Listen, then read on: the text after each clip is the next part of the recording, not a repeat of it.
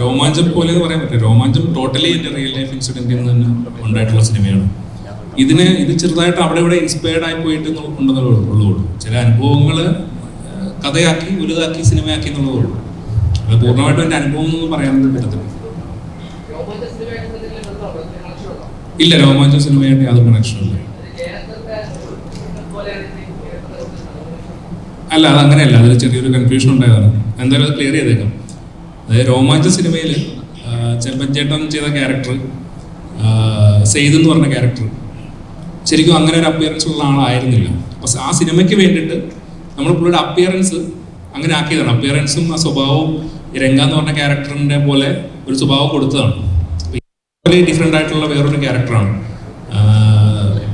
എനിക്ക് പേഴ്സണലി പരിചയമുണ്ടോ എന്ന് ചോദിച്ചാൽ നമ്മൾ ബാംഗ്ലൂർ പലയിടത്തും കണ്ടിട്ടുള്ള, മുന്നേ ഞാൻ പഠിച്ചിരുന്ന ടൈമിൽ കണ്ടിട്ടുള്ള ക്യാരക്ടറൈസിൽ നിന്ന് ഇൻസ്പയർഡ് ആയിട്ടാണ് ഈ ക്യാരക്ടറിനെ ഉണ്ടാക്കിയിട്ടുള്ളത്. അല്ലാതെ രോമാഞ്ചത്തിലെ ക്യാരക്ടറോട് യാതൊരു ബന്ധവുമില്ല.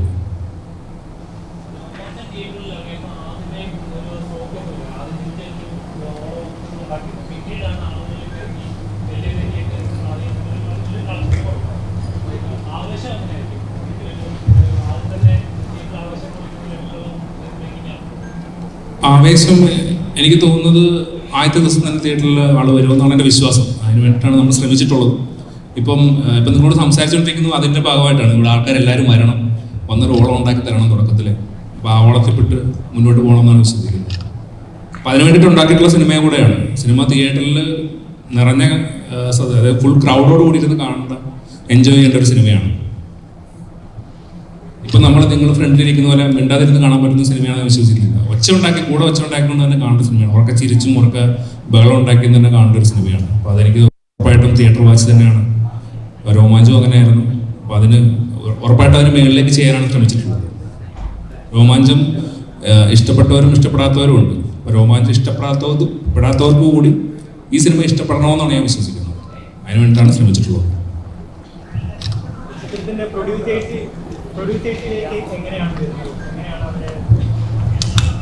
അതായത് രോമാഞ്ചം ഷൂട്ടിന് ശേഷം ഞാൻ ഈ കഥ ഡെവലപ്പ് ആയതിനു ശേഷം ഞാൻ അൻവർ റഷീദിൻ്റെ അടുത്ത് പോയിട്ട് പറയായിരുന്നു.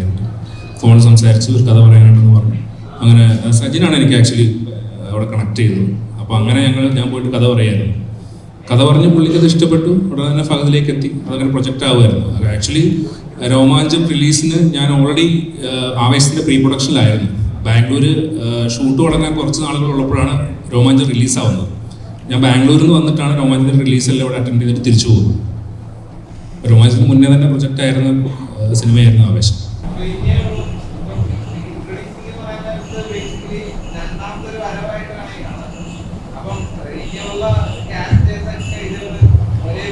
ഇത് ആക്ച്വലി പുള്ളിയുടെ സെക്കൻഡ് പേഴ്സണാലിറ്റിയാണ്. അതായത് ഇതുവരെ ചെയ്തുകൊണ്ടിരുന്ന പടങ്ങൾ ചെയ്യുമ്പോൾ ഫഹദ് ഫാസിൽ നിന്ന് വെക്കും. ഇനി ഇതുപോലത്തെ വേറെ എന്തെങ്കിലും മാസ് പടമോ അല്ലെങ്കിൽ കൊമേഴ്ഷ്യൽ പടം ചെയ്യുമ്പോൾ ഫഫാന്ന് വയ്ക്കും. അതിനുള്ള ഒരു പരിപാടിയാണ്. തുടക്കമായിട്ടെന്നുള്ളതുള്ളൂ. ഇതിപ്പോ രോമാഞ്ചം OTT റിലീസിന് ശേഷം രോമാഞ്ചം കണ്ടിട്ട് ചിരി വരുന്നില്ല എന്ന് പറഞ്ഞ് വലിയ രീതിയിൽ വിമർശനങ്ങൾ ഉണ്ടായിരുന്നു.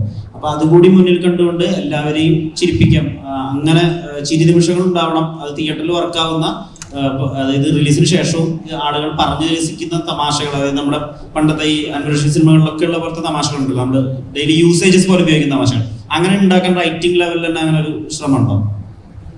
അല്ല, എപ്പോഴും നമ്മൾ എല്ലാവരെയും എൻ്റർടൈൻ ചെയ്യിക്കാൻ തന്നെയാണ് ശ്രമിക്കുന്നത്. അത് ഇതിനും ശ്രമിച്ചിട്ടുണ്ട്, രോമാഞ്ചത്തിനും ശ്രമിച്ചിരുന്നു, ഇതിനും ശ്രമിച്ചിട്ടുണ്ട്. അപ്പോൾ അതിലെ ആളുകൾക്ക് അതായത് പറഞ്ഞു നേരത്തെ പറഞ്ഞു, അതിലിഷ്ടപ്പെടാത്ത ആൾക്കാർക്ക് കൂടി ഇത് ഇഷ്ടപ്പെടണമെന്ന് ഞാൻ ആഗ്രഹിക്കുന്നുണ്ട്. അതിനുവേണ്ടി ശ്രമിച്ചിട്ടുണ്ട്. നമുക്ക് നോക്കാം, മറ്റന്നാൾ അറിയാം.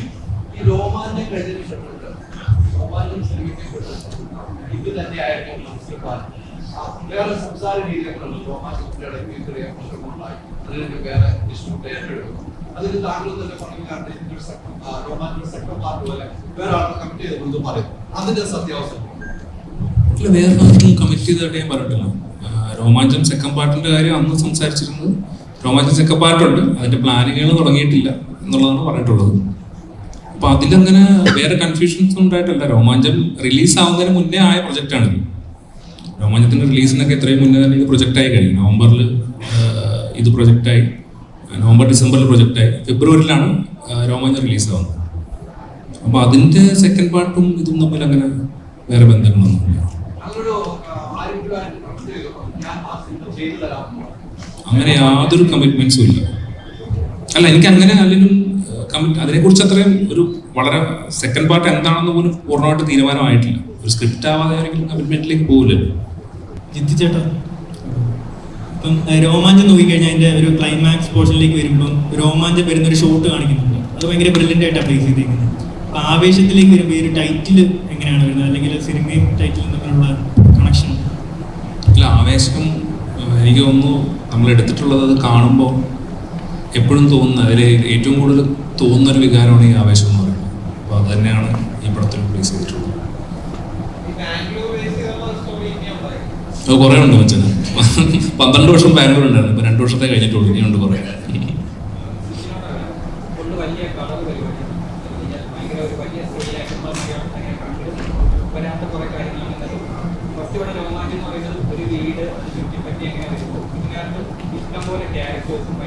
പ്രൊഡക്ഷൻ തന്നെ ഭയങ്കരമായിട്ട് വലിയൊരു സ്കെയിൽ വന്നു.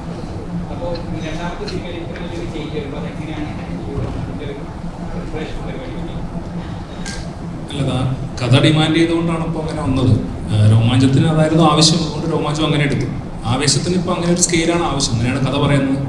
അതിൻ്റെ സിറ്റുവേഷനും ക്യാരക്ടേഴ്സും പുരോഗമിക്കുന്ന രീതിയും ലൊക്കേഷനും എല്ലാം അങ്ങനെയാണ്. അപ്പോൾ അതുകൊണ്ടാണ് നാച്ചുറലി അതങ്ങനെ വലുതായിട്ടുള്ളത്. അതെങ്ങനെ ഹാൻഡിൽ ചെയ്ത് പോകുന്നത് വെച്ചാൽ നമ്മളൊരു ദിവസം ഒരു സിനിമ ഒരുമിച്ചല്ലോ എടുക്കുന്നത്, ഓരോ ഷോട്ട് വീതമല്ല, എളുപ്പമാണത്.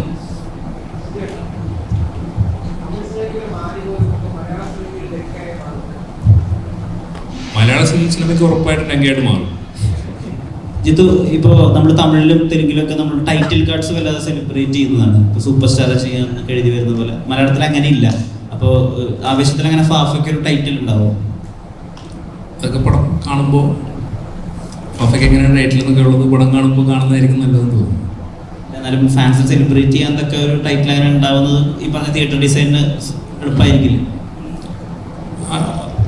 അതൊന്നും ഫാൻസ് സെലിബ്രേറ്റ് ചെയ്യണ്ട, സിനിമ സെലിബ്രേറ്റ് ചെയ്താൽ ഈ ഫാദുക്കട ഒരു ആക്ടിങ്ങിൽ ഓരോ ചെറിയ എലമെന്റ് പോലും ഒരുപാട് ലേയേഴ്സ് നമുക്ക് കാണാൻ സാധിക്കുന്നുണ്ട് ആ കഥാപാത്രത്തിൽ.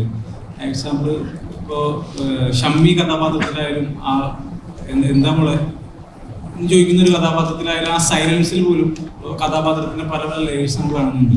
അതുപോലെ തന്നെ അർജുന അശോകന്റെ രോമാഞ്ചത്തിൽ അർജുന അശോകന്റെ ആ ചിരിച്ചിട്ട് തലയാട്ടുന്ന ഒരു സാധനം ഭയങ്കരമായിട്ട് ട്രെൻഡിങ് ആയതാണ്. അപ്പൊ ഈ ഫാസിൽ ഇത്തരം ചെറിയ ചെറിയ മാനറിസംസ് ഈ ആവേശത്തിൽ എത്രത്തോളം കൊണ്ടുവരാൻ ശ്രമിച്ചിട്ടുണ്ട്?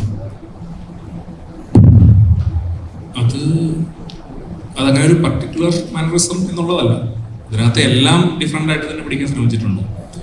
ഇതുവരെ ചെയ്തിട്ടുള്ള പടങ്ങളിലൊന്നും ബന്ധമില്ലാത്ത രീതിയിലാണ് ഓരോ സീനുകളും ഓരോ ഷോട്ടുകളും ട്രൈ ചെയ്തുകൊണ്ടിരുന്നത്.